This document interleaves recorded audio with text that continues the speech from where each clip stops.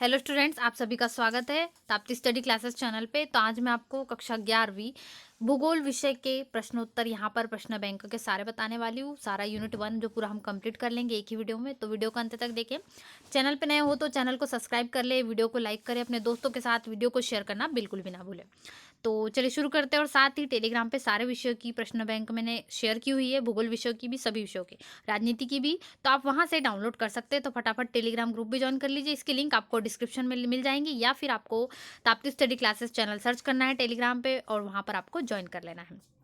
तो चलिए शुरू करते हैं। यहाँ पर आपका पहला प्रश्न है, सर्वप्रथम भूगोल शब्द किसने प्रयोग किया? तो इसका सही उत्तर है स नंबर का इरेटास्थेनीज, यानी कि जो इनका नाम था इरेटोस्थेनीज, उन्होंने किया था सर्वप्रथम प्रयोग। सबसे पहली बार उन्होंने यूज किया, ये आपको याद रखना है पहले का। आपका उत्तर हो जाएगा स नंबर का। अब बढ़ते हैं दूसरे प्रश्न की ओर। निम्न में से भौतिक भूगोल की कौन सी शाखा है? तो भौतिक भूगोल की भू आकृति विज्ञान इसके अंतर्गत आती है। तो सही उत्तर अ नंबर का हो जाएगा। अब बढ़ते हैं आगे। आर्थिक भूगोल मानव भूगोल का एक अंग है कि नहीं, ये आपको बताना है। तो ये बिल्कुल सत्य है। उसका उत्तर क्या हो जाएगा आपका? सत्य है। उसके बाद में अगला प्रश्न है, मनुष्य निर्वाह के लिए अपने आसपास के संसाधन पर, यानी कि जो उसके साधन है उस पर निर्भर रहता है। तो बिल्कुल सही बात है। मनुष्य होता है वो प्राकृतिक संसाधनों पर भी निर्भर है और साथ ही इन पर भी निर्भर है। तो यहाँ पर आपको ये लिख लेना है। अब मैं बढ़ती हूँ अगले प्रश्न की ओर। यहाँ पर भूगोल का वर्णन है, आपको बताना है। तो यहाँ पर सभी हिंदी माध्यम छात्रों के लिए खुशखबरी, डाउटनेट पर चल रहा है एक बवाल ऑफर, जहां 9वीं 10वीं का पूरा कोर्स सभी सब्जेक्ट्स के साथ दिया जा रहा है 30,000 रुपए नहीं बल्कि सिर्फ 3,000 रुपए में। और 11वीं 12वीं का पूरा 50,000 वाला कोर्स दिया जा रहा है सिर्फ 5,000 रुपए में। इस कोर्स में डेली वीडियो क्लासेस, रोजाना होमवर्क, डाउट्स के समाधान, टीचर नोट्स, पिछले सालों के पेपर सॉल्व, क्विज और अंत में पूरे कोर्स का रिवीजन भी। इस कोर्स का लिंक डिस्क्रिप्शन में दे दिया गया है। एक और मजे की बात, इस लिंक पर जाकर यदि आप ताप्ती कूपन कोड लगाए तो 500 रुपए की और छूट पा सकते हैं। तो देरी किस बात की बच्चों, अभी जाओ ये कोर्स खरीदो और इस बवाल ऑफर का फायदा उठाओ। नंबर का हो जाएगा। अब बढ़ते आगे। आर्थिक भूगोल मानव भूगोल का एक अंग है कि नहीं, ये आपको बताना है। तो ये बिल्कुल सत्य है। उसका उत्तर क्या हो जाएगा आपका? सत्य है। उसके बाद में अगला प्रश्न है, मनुष्य निर्वाह के लिए अपने आसपास के संसाधन पर, यानी कि जो उसके साधन है उस पर निर्भर रहता है। तो बिल्कुल सही बात है। मनुष्य होता है वो प्राकृतिक संसाधनों पर भी निर्भर है और साथ ही इन पर भी निर्भर है। तो यहाँ पर आपको ये लिख लेना है। अब मैं बढ़ती हूँ अगले प्रश्न की ओर। यहाँ पर भूगोल का वर्णन है, आपको बताना है। तो यहाँ पर क्या हो जाएगा आपका उत्तर? भूगोल किसका वर्णन करता है? तो जो भूगोल है वो किसका? पृथ्वी का वर्णन करता है। तो यहाँ पर उत्तर क्या हो जाएगा आपका? पृथ्वी, ये आपको लिख लेना है। अब मैं बढ़ रही हूँ, भूगोल के अध्ययन के उपागम लिखिए। इसको देख लेते हैं, इसका आंसर आप किस प्रकार से लिखोगे। तो इसका उत्तर आपका क्या हो जाएगा? यहाँ पर आपको भूगोल के अध्ययन की जो प्रमुख उपागम लिखना था। तो पहला उपागम क्या हो जाएगा? क्रमबद्ध उपागम तथा प्रादेशिक उपागम। तो ये आपको पूछा गया है। यहाँ पर आपको दोनों उपागम लिखना है। यहाँ पर सिर्फ आप नाम भी लिख सकते हैं, या फिर चाहे तो इनकी डिटेलिंग भी कर सकते हैं। वैसे इससे संबंधित क्वेश्चन भी आपको है, तो वो भी हम देखेंगे। तो भूगोल में एक विशिष्ट भौगोलिक तत्व का अध्ययन किया जाता है, जैसे कि क्रमबद्ध विधि क्षेत्र का, जो समाकलित रूप प्रस्तुत करती है। इतना पूरा उत्तर भी आप लिख सकते हैं, या चाहे तो सिर्फ यहाँ पर दो उपागम है उनके नाम भी लिख सकते हैं। चलिए आगे के प्रश्नों का उत्तर देख लेते हैं। अगले प्रश्न में आपको पूछा गया है जीपीएस और जीआईपीएस। यहाँ पर जीआईएस और जीपीएस आपको पूछा है, तो दोनों के आपको प्रश्नों के उत्तर बताना है। तो जीआईएस और जीपीएस क्या होता है? तो सबसे पहले जीपीएस देख लेते हैं। जीपीएस क्या है? एक अंतरिक्ष आधारित उपग्रह नेविगेशन प्रणाली होती है, जो कि क्या करती है? सभी मौसम की स्थिति में स्थान और समय की जानकारी प्रदान करता है, फिर चाहे वो धरती हो किसी भी जगह। जीपीएस हमें पता है, हम ट्रैक रिकॉर्डर्स को बोलते हैं, क्यों ना, चाहे वो कहीं पर भी स्थित हो, प्रणाली पूरी दुनिया भर के सैन्य, नागरिक, वाणिज्यिक उपयोगकर्ताओं को महत्वपूर्ण क्षमता प्रदान करती है, या करता है, या आपको लिख देना। इस प्रकार से आपका उत्तर हो जाएगा। उसके बाद देख लेते हैं जीआईएस प्रोसेस क्या होती है। तो जीआईएस में क्या लिख देंगे आप? भौगोलिक सूचना तंत्र या भौगोलिक सूचना प्रणाली, अथवा संक्षेप में जीआईएस इसे कहा जाता है। अंग्रेजी ज्योग्राफिक इंफॉर्मेशन सिस्टम इसका फुल फॉर्म होता है, आप चाहे तो ये भी लिख सकते हैं। कंप्यूटर हार्डवेयर और सॉफ्टवेयर को भौगोलिक सूचना के साथ एकीकृत कर इनके लिए आंकड़े एकत्रण, प्रबंधन, विश्लेषण, संरक्षण और निरूपण की व्यवस्था करता है। एक तरह से यह भूविज्ञान यानी कि सूचना प्रणाली होती है। तो ये आपको पूरा उत्तर लिख देना है जीआईएस और जीपीएस के लिए। उसके बाद अगले प्रश्न का उत्तर देख लेते हैं। तो यहाँ पर आपको जो तो अब अगले प्रश्न में आपको भूगोल का सामाजिक अध्ययन विषय पर क्या बताना है, स्पष्ट करना है। तो यहाँ पर आप क्या करोगे, यहाँ पर जो सामाजिक विषय से संबंध इसका सामाजिक विज्ञान से कैसा है, तो क्या बताएंगे, समाजशास्त्र मनुष्यों के सामाजिक जीवन, व्यवहार तथा सामाजिक क्रिया का अध्ययन है, जिसमें मानव समाज की उत्पत्ति, विकास, संरचना तथा सामाजिक संस्थाओं का अध्ययन सम्मिलित होता है। अतः समाजशास्त्रीय अध्ययनों में भौगोलिक ज्ञान क्या होता है, आवश्यक होता है। तो ये आपको उत्तर लिख देना है। चलिए अगले प्रश्न का उत्तर देख लेते हैं। अगले प्रश्न में आपको भूगोल विषय का महत्व बताना है। तो क्या होता है, भूगोल की जो ये सबसे महत्वपूर्ण तथा आधारभूत शाखा भूमंडल, वायुमंडल, जलमंडल और जैवमंडल के अध्ययन से संबंधित है।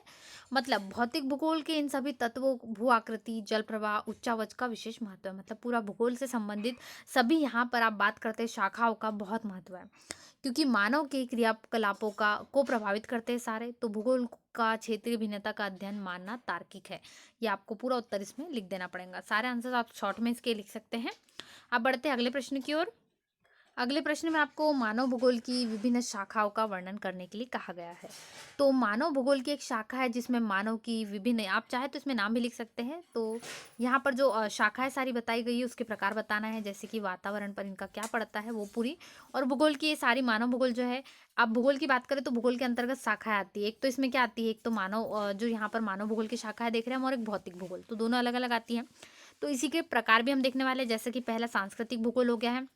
इसकी आप डिटेलिंग कर सकते हैं, यहाँ पर आपको डिटेलिंग करने के लिए कहा गया है। तो इसके अंतर्गत विभिन्न क्षेत्र प्रदेशों में मानव की सांस्कृतिक प्रतिरूपों और धार्मिक क्रियाओं का क्या किया जाता है, रीति रिवाजों का वर्णन किया जाता है।